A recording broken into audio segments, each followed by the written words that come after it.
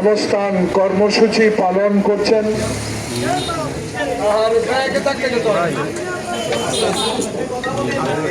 আপনাদের মনের কথাগুলো 16 বছর পর সেনবাগের এই খোলা আকাশের নিচে বলার সুযোগ হয়েছে বিধায় অনেক প্রখর রৌদ্রের মধ্যেও আপনারা এই সেনবাগ সদরে উপস্থিত হয়ে অবস্থান কর্মসূচিকে সফল করেছেন। সেজন্য এখান থেকে 10,000 মাইল দূরে যাকে শেখ হাসিনা বাংলাদেশের মাটিতে আসতে দেন নাই, যার পিতা অস্ত্র ধরে বাংলাদেশ স্বাধীন করেছিল, যেই নেতা বাংলাদেশে কোন আওয়ামী লীগকে আপনারা খুঁজে পান নাই 1971 সালের 25শে মার্চ, সেই মেজর জিয়া বাংলাদেশের স্বাধীনতা ঘোষণা করেছিলেন। সেই স্বাধীনতার ঘোষক শহীদ প্রেসিডেন্ট জিয়াউর রহমানের কবর পর্যন্ত অপসারণের ষড়যন্ত্র করেছিলেন আপনারা। বাংলাদেশের প্রথম মহিলা মুক্তিযোদ্ধা, যিনি বাংলাদেশে 1991 সালে আপনাদের ভোটে ক্ষমতায় গিয়ে বাংলাদেশে সংবিধানকে, বাংলাদেশের মানুষকে গণতন্ত্র উপহার দিয়েছিলেন, সেই নেত্রী, দেশ নেত্রীকে একটি অসত্য, একটা মিথ্যা মামলায় গ্রেফতার করে কারাগারে রেখেছেন, যিনি মৃত্যুর সাথে পাঞ্জা লড়ছেন। মানবিক দিক থেকে তাকে বিদেশে নেবার জন্য তার ভাই, তার আত্মীয় স্বজন, বাংলাদেশের কোটি কোটি মানুষ এই নির্দয় শেখ হাসিনার কাছে আবেদন করেছিলেন। প্রিয় ভাইরা, সেদিন এই বেগম জিয়াকে দেশের বাইরে নেবার কোন প্রক্রিয়া শেখ হাসিনা দস্তখত করেন নাই। সেই অনুভূতিগুলো প্রকাশ করার জন্যই 2 দিন ধরে এই স্বৈরাচারের বিরুদ্ধে কথা বলার আল্লাহ পাক আমাদেরকে সুযোগ করে দিয়েছে। আজকের এই শেষ দিনে কর্মসূচির সম্মানিত সভাপতি, যিনি বিগত আন্দোলন সংগ্রামে, ভাই যারা গাড়িগুলো ক্রস করবেন হর্ন দিবেন না, আমাদের লোক আছে আপনাদের পার করে দিবে, হর্ন বাজাবেন না।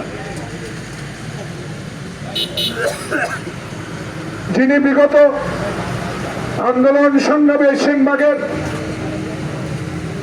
অস্ত্রধারীদের সকল চোখ রাঙানো উপেক্ষা করে বাংলাদেশের সকল কর্মসূচি পালন করেছেন।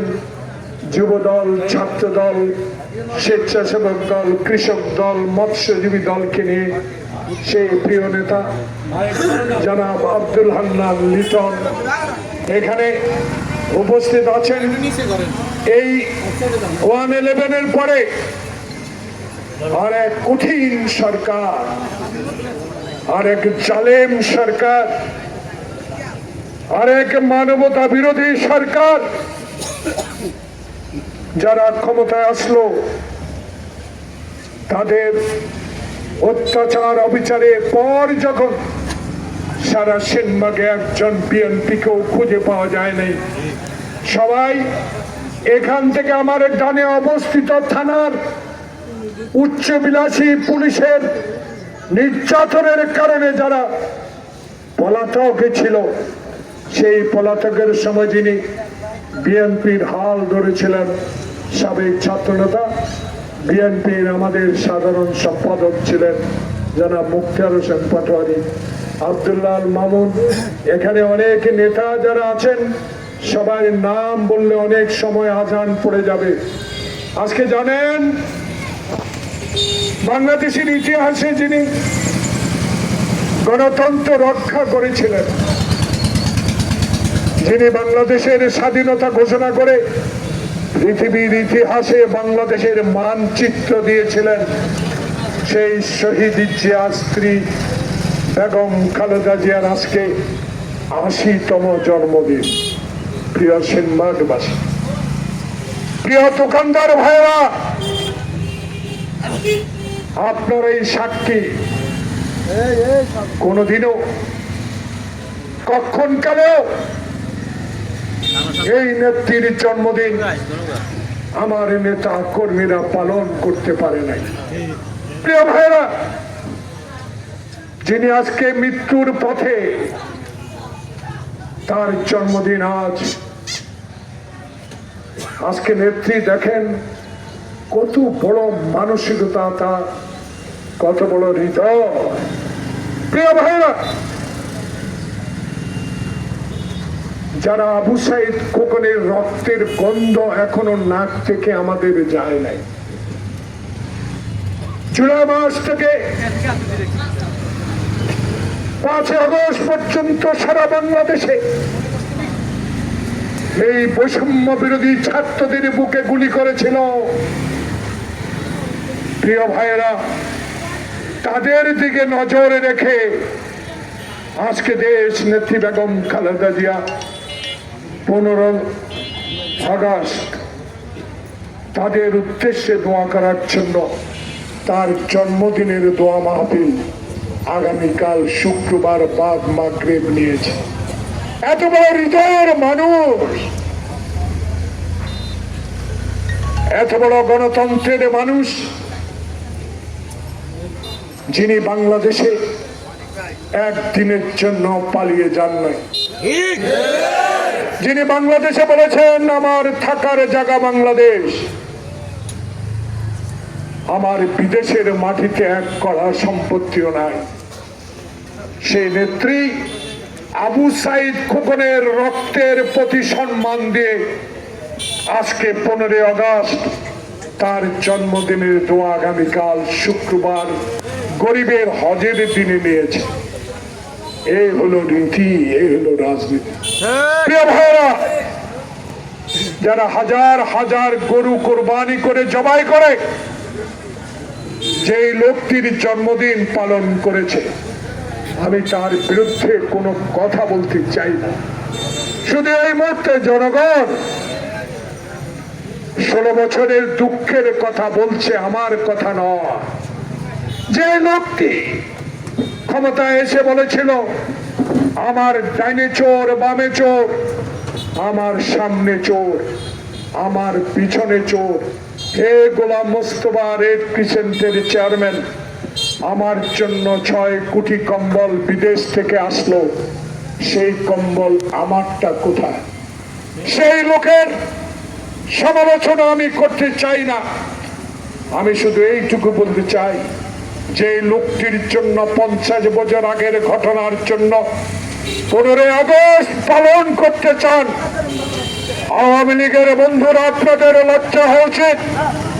বাংলাদেশের ইতিহাসে শহীদ জিয়ার নাম বাদ দিয়ে, আবু সাইদ খোকনের রক্তের কথা বাদ দিয়ে আজকে নাকি গুনগুন আওয়াজ শুনেছিলাম কালকে এই সেনবাগের বুকে যারা অস্ত্র উঁচিয়ে ছাত্রদল, যুবদল, জামাত, শিবিরকে আক্রমণ করেছিলেন, তারা নাকি আজকে সেনবাগে উঠবেন, মিছিল করবেন। আপনাদের লজ্জা হওয়া উচিত। যেই নেত্রী, যেই নেতা আপনাদেরকে ফেলে রাতের না দিনের বেলায় পালিয়ে যেতে পারে, তার বাবার জন্মদিন পালন করার সাহস কোত্থেকে আসলো?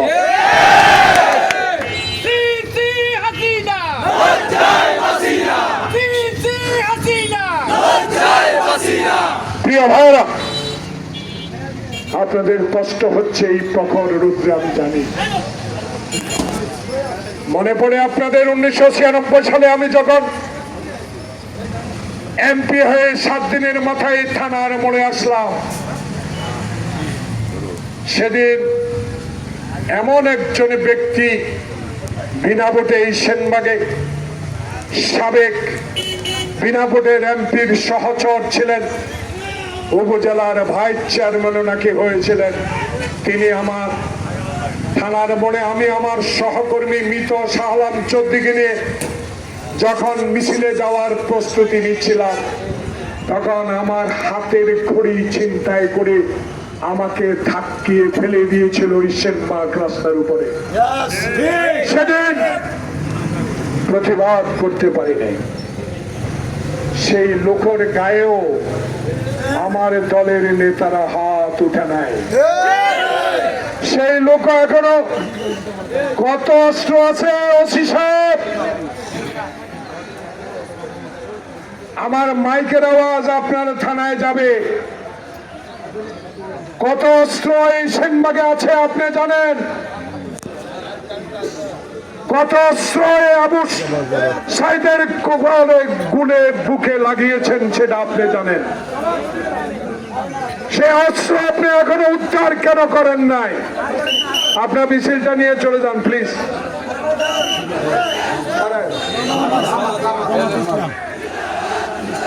থ্যাংক ইউ জামাত, থ্যাংক ইউ। যান, আপনাদের কথা বলবেন, একটু সময় দেন, যান।